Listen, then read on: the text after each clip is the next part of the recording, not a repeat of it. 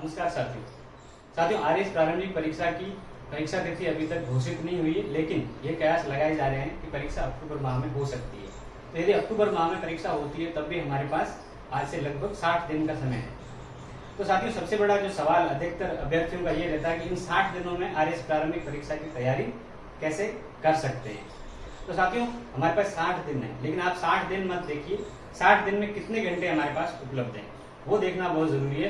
तो एक सामान्य विद्यार्थी जो है वो अगर 6-7 घंटे अगर पढ़ाई करता है तो भी 60 दिन में हमारे पास जो है 60 दिन है तो 6 घंटे भी मान लेते हैं अगर, तब भी हमारे पास 360 घंटे उपलब्ध है।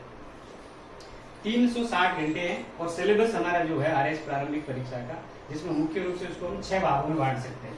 तो 6 उसके मुख्य भाग हैं सिलेबस की, जिसमें कौन कौन से 6 भाग हैं।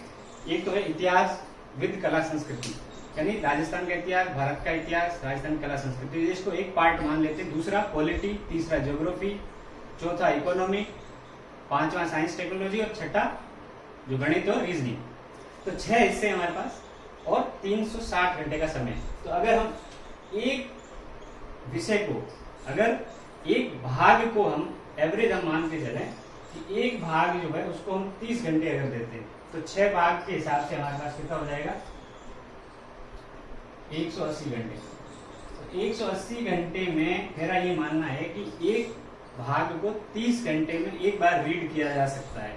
तो 6 भाग है तो 180 घंटे हमारी रीडिंग में, एक बार रीडिंग में 180 घंटे में हो जाएगी। तो 180 घंटे अगर 360 में चले जाएंगे, पीछे भी हमारे पास कितने बच गए, 180 घंटे रिमेनिंग।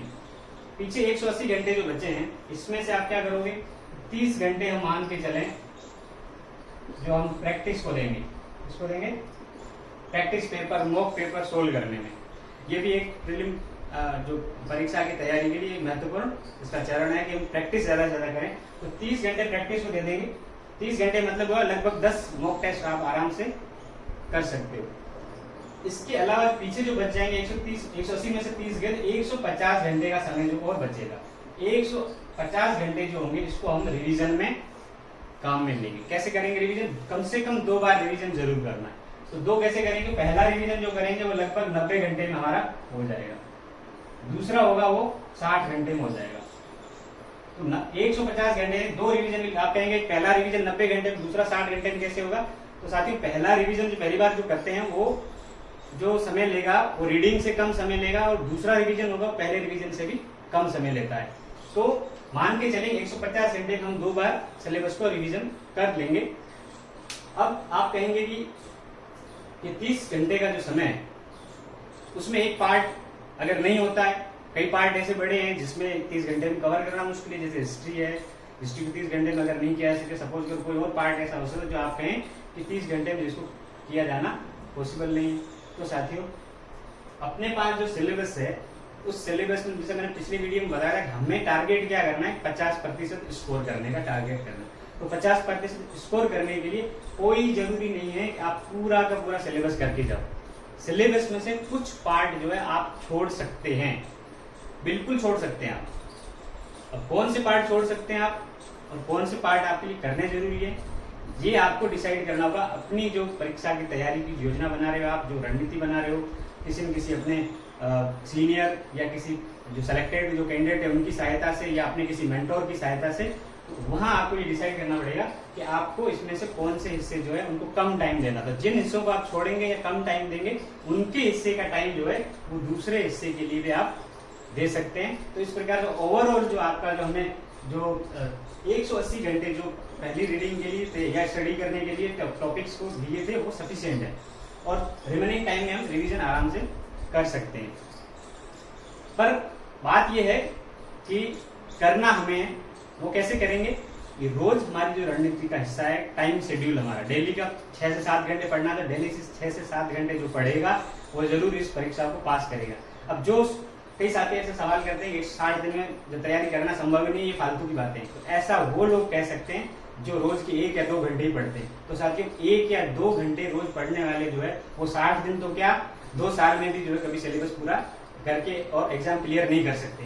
तो आरएस परीक्षा के लिए आपको कम से कम जो है 5 से 6 घंटे रोज की तैयारी को देने पड़ेंगे। अगर आप 5 से 6 घंटे रोज तैयारी को नहीं दे सकते हैं तो सिर्फ 1 या 2 घंटे पढ़ते हैं वो बेमन से, तो आपको इस परीक्षा में बैठने और परीक्षा में उत्तीर्ण होने की अभिलाषा नहीं पालनी चाहिए। तो साथियों, परीक्षा की योजना और परीक्षा की रणनीति इस तरह से बनाइए आप, और इस टाइम शेड्यूल को आप बिल्कुल आप स्ट्रिक्टली फॉलो कीजिए और इसको रिव्यू करते रहिए टाइम टू टाइम। क्या मैंने जिस सिलेबस के पार्ट के लिए जितना टाइम मैंने डिसाइड किया था, क्या उतने टाइम में मैं सिलेबस को पूरा कर रहा हूँ कि नहीं कर रहा हूँ, फिर उसके रिवीजन कर रहा हूँ कि नहीं कर रहा हूँ। अब रिवीजन कब कब करने हैं और कितने गैप में करने हैं, ये हम अगली वीडियो में इस पर अलग से चर्चा करेंगे। तो अभी ये समझ लीजिए कि आप एक प्लानिंग और प्रॉपर आपकी स्ट्रेटेजी बनाइए, और स्ट्रेटेजी किसी न किसी सीनियर या किसी सिलेक्टेड की गाइडेंस में बनाइए, क्योंकि सही रणनीति और सही योजना होनी बहुत जरूरी है। अगर योजना और रणनीति सही नहीं है तो आप सक्सीड नहीं कर पाएंगे। तो एक सही मेंटरशिप, सही गाइडेंस की बहुत जरूरत होती है हर कैंडिडेट को, और इसके लिए हमने एक मेंटरशिप प्रोग्राम भी शुरू किया है सुपर 30 के नाम से, जिसमें इंडिविजुअल मेंटरिंग जो है हर कैंडिडेट को दी जाती है कि परीक्षा की तैयारी कैसे शुरू करें, क्या स्टडी मटेरियल पढ़ें, किस टॉपिक को कितना टाइम दें, मॉक टेस्ट कैसे दें, पेपर देने के लिए क्या टेक्निक रखें, किस तरह से नेगेटिव मार्किंग से बचें, वगैरह वगैरह बहुत सारी चीजें जो कि आपको एग्जाम को क्रैक करने के लिए जरूरी है। तो जो इस मेंटरशिप प्रोग्राम का हिस्सा बनना चाहते हैं, जो जिसको ज्वाइन करने चाहते हैं, वो नीचे दिए गए जो फोन नंबर है उस पर कॉन्टैक्ट कर सकते हैं और अपना रजिस्ट्रेशन करवा सकते हैं। आज के लिए इतना ही, थैंक यू।